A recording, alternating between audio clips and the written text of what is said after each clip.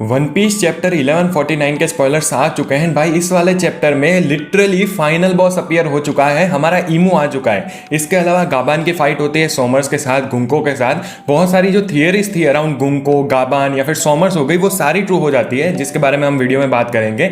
And मैंने just अभी chapter पढ़ा है, लिटरली भाई मुझे गूजबम्स आ रहे हैं। अगर तुम वन पीस के फैन हो तो इस वाले चैप्टर को मिस मत करना, किसी का भी वीडियो देख लेना, लेकिन देखना जरूर। मैं बहुत कम कहता हूँ ये वाली चीज। ये वाला चैप्टर बिल्कुल वर्थ इट था, अपने ओडा सेंस से लिटरली कुक कर रहे हैं। मेरे हुलिये को इग्नोर कर सकते हो, मैं जस्ट उठा, मैंने चैप्टर पढ़ा एंड भाई आई वाज वेरी सरप्राइज कि इसके ऊपर तो वीडियो जल्द से जल्द बनाना पड़ेगा। आपको पता है लास्ट वाले चैप्टर में क्या हुआ था? हमारी रॉबिन बहुत ज्यादा गुस्सा होती है समर्स के ऊपर, इसलिए वो जाती है उससे लड़ने के लिए, वो उसके ऊपर अटैक करती है, लेकिन ज्यादा कुछ कर नहीं पाती। अपने गाबान भाई को उधर आना पड़ता है, वो सोमर्स को अटैक मारता है, उसका लेफ्ट हैंड कट कर देता है। इसका मतलब गाबान के पास कुछ ऐसी टेक्निक है जिससे वो होली नाइट्स को भी अटैक कर सकता है। ये वाला चैप्टर वहीं से ही स्टार्ट होता है। हमारे स्ट्रॉ हेड सारे सरप्राइज होते हैं कि भाई ये बंदा कहां से आ गया है, उसने समर्स को अटैक किया तो भाई उसको डैमेज कैसे लगा। लेकिन अपने गाबान भाई तो कह रहे होते हैं कि यार आई एम रस्टी, अभी मुझे अपने हाथ खोलने भी बाकी है।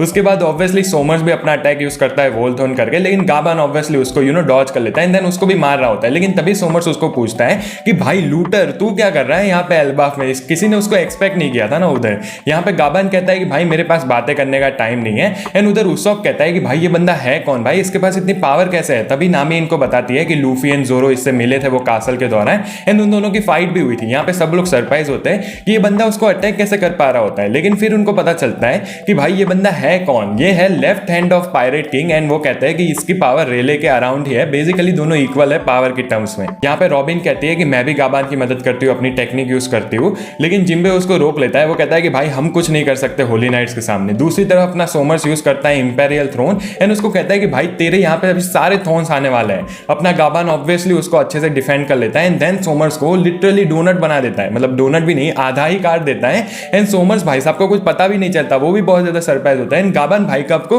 फर्क ही नहीं पड़ रहा था। गाबान कहता है कि क्रॉन बेटा मैं आ रहा हूं, एंड उधर से भाग जाता है। तभी चॉपर भी उधर दौड़ता है। सब लोग कह रहे होते हैं कि चॉपर भाई तू कहां जा रहा है? उसको पता था कि भाई होली नाइट से इमॉर्टल, तो उसके पीछे जो गाबान उनको मार पा रहा है कोई ट्रिक जरूर होगी, तो वो यही चेक करने के लिए जा रहा होता है कि गाबान उनको अटैक कैसे कर पा रहा है। दूसरी तरफ जो किलिंगम होता है उसने स्कूल लाइब्रेरी सबको आग लगा दी होती है। ऑब्वियसली जो जायंट्स होते हैं वो रो रहे होते हैं। जो बच्ची होती है जिसको गुंको ने एज के ऊपर खड़ा रखा होता है रोंजा करके, वो भी रो रही होती है कि सॉरी मेरी वजह से लाइब्रेरी जल गई।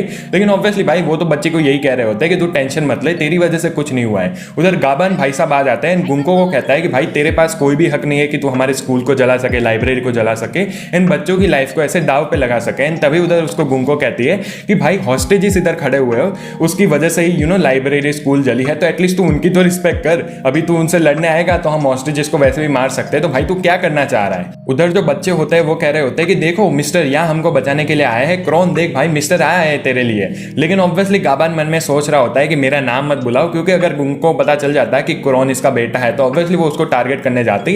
एंड वही होता है, क्रॉन कह देता है कि dad you come here to save me. And उधर तुरंत जब अपना गाबान उसको अटैक करने के लिए जाता है गुंको को, तो गुंको उधर से भाग जाती है। एंड ऊपर से क्रॉन की गर्दन पे एक्स रखी हुई होती है कि अगर तूने ज्यादा कदम आगे लिया तो भाई मैं क्रॉन को ही मार दूंगी। अपना गाबान क्रॉन को कहता है कि बेटा तू एक वॉरियर है, टेंशन मत ले, मैं इसको एक अटैक में ही हरा दूंगा।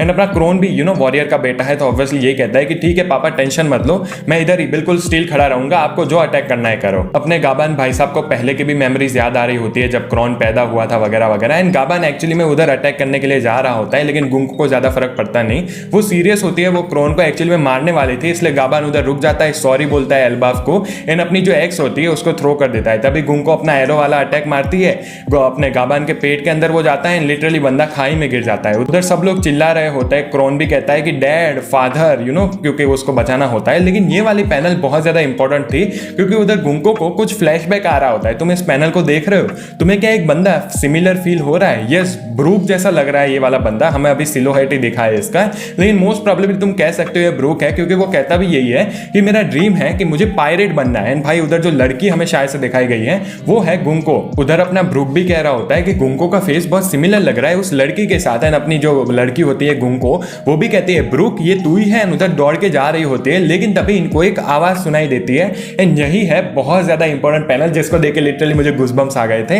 यहाँ पे अपना ईमू भाई साहब कह रहा होता है होली नाइट्स के दिमाग में कि तुम भाई साहब कर क्या रहे हो फालतू में, अपना जो होली लैंड्स है वो फ्लेम्स में है। बेसिकली होली लैंड्स में किसी ने अटैक करके रखा है। एंड यहाँ पे होली लैंड जैसे जगह पे जहाँ पे ईमू भी वो हो जाए होली नाइट्स को कांटेक्ट करने में, कौन ही अटैक कर सकता है? मेरे हिसाब से तो अपना ड्रैगन भाई साहब ही उधर आया होगा। इसके बारे में थोड़ा आगे बात करते हैं। एंड अभी अपने जो बच्चे होते हैं वो कहते हैं कि गुंको का फेस सडनली इतना स्कैरी क्यों हो गया, क्योंकि गुंको की बॉडी का कंट्रोल ले लिया है ईमू ने।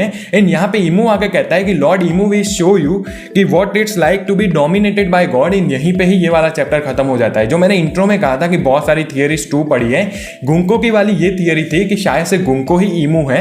एंड भाई ये थियरी काइंड ऑफ तुम ट्रू देख सकते हो, क्योंकि गुंको या फिर शायद से कोई भी होली नाइट्स की बॉडी अपना ईमू कंट्रोल कर सकता है। यहाँ पे मेन सवाल तो ये उठता है कि अगर एक्चुअली में गुंको एक नॉर्मल बच्ची थी जो ब्रूक पहले उससे मिला हुआ है, तो ऐसा क्या खास है गुंको के अंदर कि उसको होली नाइट्स में रिक्रूट किया गया? ऐसा क्या नहीं है कि भाई कोई भी होली नाइट्स का बच्चे को वो ले सकते थे ना, तो गुंको के अंदर क्या इतना स्पेशल है? गाबान की थियरी ये थी कि भाई गाबान तो कुछ जानता है कि कैसे होली नाइट्स को हमें डिस्ट्रॉय करना है, कैसे उनको डैमेज करना है। एंड शायद से यही नई पावर सिस्टम हो सकती है। तीसरी फाइनली ईमू भाई साहब इधर आ सकते हैं। एंड भाई अपना जो लूफी है वो हमें बहुत सारे चैप्टर में से दिखा तो नहीं है, लेकिन हमें इतना जरूर पता है कि वो लोकी के साथ ही बैठा होगा। तो यहाँ पे शायद से हमें लूफी एंड लोकी वर्सेस ईमू देखने को मिल सकता है। जॉय बॉय वर्सेस ईमू वापस है, तो तुम सोच सकते हो कितना ज्यादा एक्साइटिंग होगा। एक्चुअली में वो ईमू नहीं है, गुंको की बॉडी में है, लेकिन यस जरूर होगा। एंड भाई लोग कहते भी है कि गुंको की पावर एंड ईमू की पावर बहुत ज्यादा सिमिलर है। ईमू भी एरो यूज करता है, गुंको भी एरो यूज कर सकती है, तो ऐसा हो सकता है कि समहाउ वो दोनों काइंड ऑफ कनेक्टेड है। सबसे मेन चीज तो ये देखने को रहेगी कि होली लैंड्स के ऊपर किसने अटैक किया है। अगर होली लैंड्स के ऊपर किसी ने अटैक किया है, इसका मतलब है कि सून हमें जो होली नाइट्स है अपना ये शेंक्स का भाई हो गया सेंट फिगल, एंड वो भी देखने को मिल सकता है। एंड अगर फाइनली ड्रैगन भाई साहब ने अपना मूव कर दिया है तो बहुत ज्यादा मजा आएगा अगले वाले चैप्टर में। एंड भाई देख के ही मुझे तो बहुत ज्यादा मजा आ गया ये वाले चैप्टर को।